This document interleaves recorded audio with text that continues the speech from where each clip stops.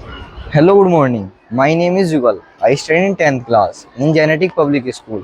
आज हम आपको एक चैप्टर है हिस्ट्री का नेशनलिज्म इन इंडिया मतलब कि भारत में राष्ट्रवाद। जब ब्रिटिशर्स भारत पे शासन करते थे तो भारत ने कैसे उनका विरोध किया और उनका सत्याग्रह चलाए भारत ने बहुत सारे। अब आपको वंश अपना इंट्रोडक्शन देंगे। Hello, my name is Vans. I study in 10th class in Genetic Public School.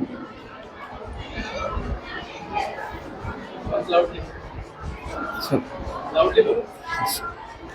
my name is Vans. I study in 10th class in Genetic Public School. आज हम आपको हिस्ट्री का chapter number 2 nationalism in India उसके बारे में बताएंगे। अब अक्षय बताएंगे। बोलो तो ऐसे now Akshay will Now Akshay will introduce himself. Hello everyone, my name is Akshay. I'm student of class 10th of JNT Public School. I feel proud to present here and this is the happiest moment of my life. Now, Lavish will introduce himself. Hello everyone, my name is Lavish Pawar. I study in 10th class in Genetic Public School. Now we tell questions in Google. Now we'll be discuss about question the topic of nationalism nationalism in India. India. Bharat में राष्ट्रवाद. भारत में राष्ट्रवाद. जब अंग्रेजों ने भारत पे शासन करते थे तो वह ये मानते थे कि जो हम हैं वो भारतीय लोगों से ज़्यादा पढ़े लिखे हैं और उस टाइम पे जो भारत के लोग थे वे भी भोले भाले थे। उन्होंने मान लिया ये हमसे ज़्यादा पढ़े लिखे हैं, अगर जो ये हमारी कंट्री पे राज करेंगे तो ये हमारे देश को आगे लेके जाएंगे। पर यह उनकी चाल थी हमें फंसाने की और भारत पे राज करने की। और फिर ये भारत पे वे कॉन्स्टिट्यूशन बनाना चाहते थे अपना। क्या हम इस कॉन्स्टिट्यूशन के तहत ही आपको सारी चीज़ करनी पड़ेंगी। तो एक टॉपिक है एंटी कॉलोनियल मूवमेंट। मूवमेंट इसका मतलब है ग्रोथ ऑफ नेशनलिज्म, मतलब कि भारत के अंदर जो ब्रिटिशर्स थे उनके खिलाफ क्रांति करने की जो आग लगी थी उसके ऊपर यह टॉपिक है। मतलब जब ब्रिटिशर्स भारत पे राज करते थे तो भारतीय लोगों को परेशान करते थे, उन्हें मारते पीटते थे और उनसे लगान लेते थे। मतलब कि वे अपनी ज़मीन पर फसल उगाएंगे और उन्हें उनका भी लगान देना होगा और बहुत सारे टैक्सेस पे करने होंगे।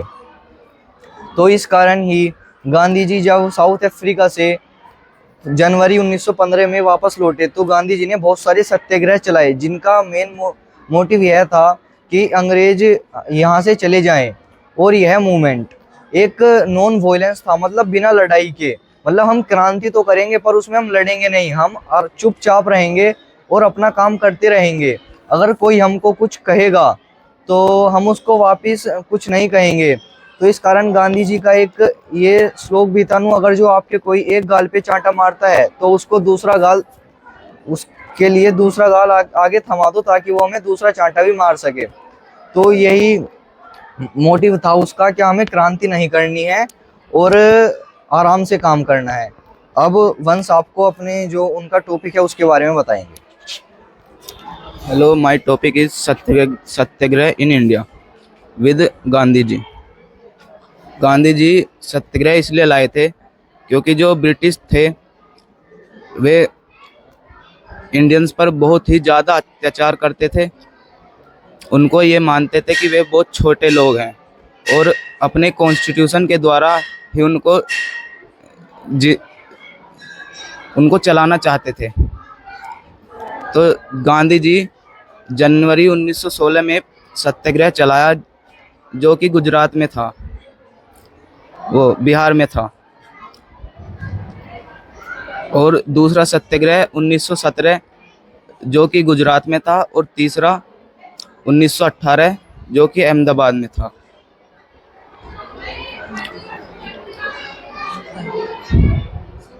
बढ़िया है, कॉन्फिडेंट है, बस बढ़िया है। बस सत्याग्रह में ये और बहुत इम्पोर्टेंट चीज़ थी, क्या वे बिना किसी लड़ाई के भी वे काम करना चाहते थे। सो इसको हिंसा। गांधी जी का एक ही विचार था, काम करना है शांति से, यस सर। बिना हिंसा, बिना हिंसा के। बिना हिंसा के काम करना। तो इसके बारे में बताओ आप कुछ। वायलेंस वगैरह करना। वॉयलेंस नहीं करनी है हमें। उन्होंने सत्याग्रह चलाए लेकिन बिना हिंसा के, ताकि कोई लड़ाई ना हो और दंगे भी ना हो कोई। एक दूसरे की हेल्प आप कर सकते हो, लाउडली नाउ कर सकते हो, ठीक है? अब से बोलने की जरूरत नहीं है, लाउडली कर सकते हो, इस तरीके से। अब से अपने अब टॉपिक के अपना बारे में। टॉपिक के बारे में बताएं। मेरा टॉपिक है जलियांवाला बाग के बारे में। 13 अप्रैल 1919 जब जो पंजाबी थे और बहुत से लोग थे, जब वे बैसाखी का जो पर्व है, मेला है, वो मनाने के लिए जलियांवाला बाग अमृतसर में गए। जलियांवाला बाग में जब वो लोग एंटर कर रहे थे तो उन जो मासूम लोग थे उन्हें यह पता नहीं था कि उस एरिया में मार्शल लॉ डाल दिया गया है, जो मतलब ब्रिटिशर्स ने अपना लॉ बनाया था। उस जगह पर किसी को नहीं पता था कि क्या होने वाला है। और ये लॉ था और जो एक्ट था वो जो जनरल डायर हैं उनके हाथ में था। जनरल डायर ने उन्हें जो मतलब कि ये था कि ज्यादा लोग उस एक्ट के हिसाब से भीड़ इकट्ठी नहीं हो सकती। हाँ, जो मतलब लॉ पर ज्यादातर लोग बैसाखी के मेले में गए थे, उन्हें अंदाजा नहीं था कि यहाँ पर कुछ क्रांतिकारी भी आए हुए हैं, और उन्हें ये भी अंदाजा नहीं था कि मार्शल लॉ लागू हो गया। उन लोगों को ये नहीं पता था कि उस एरिया में मार्शल लॉ लागू हो चुका है। और जो जनरल डायर हैं उन्होंने उस एरिया को एग्जिट जो पॉइंट थे और जो एंट्री पॉइंट थे वो सब बंद करा दिए और उन्होंने ओपन फायरिंग करनी शुरू कर दी। जो लोग थे वो मरना शुरू हो गए। और जो उन्होंने उसका जो मोटिव था जनरल डायर का कि मैं आपको एक ऐसा संदेश दूंगा कि आप कभी अपने किसी क्राउड एरिया में खड़े नहीं हो पाओगे। जो क्राउड एरिया है उसमें एक लॉट था, इन्होंने डाला था कि कोई भी लोग क्राउड में खड़ा होगा तो उन्हें पकड़ के जेल में डाल दिया जाएगा 2 साल के लिए, और इसमें कोई कानूनी कार्यवाही नहीं हो सकती। तो जनरल डायर ने ये जो कराया था जलियांवाला बाग में, तो इन्होंने इसलिए कराया था कि जो इसका जो इम्पैक्ट है वो लोगों पर पड़े और इसका जो डर है वो उन सबके अंदर फैले। अब युगल हमें साइमन कमीशन के बारे में बताएंगे। Simon commission. साइमन कमीशन का मतलब है एक कॉन्स्टिट्यूशन लाना चाहते थे ब्रिटिशर्स हमारे ऊपर, जिसके तहत वे अपना एक कॉन्स्टिट्यूशन तैयार करना चाहते थे भारत के लिए।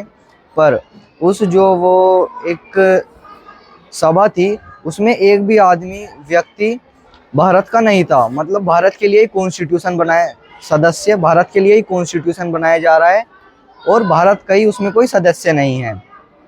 तो इसलिए भारत के लोगों ने क्रांति करनी शुरू करी, क्या ये तुम कैसे हमारे लिए कॉन्स्टिट्यूशन बना सकते हो कि जिसमें कोई भारत का ही व्यक्ति ना हो।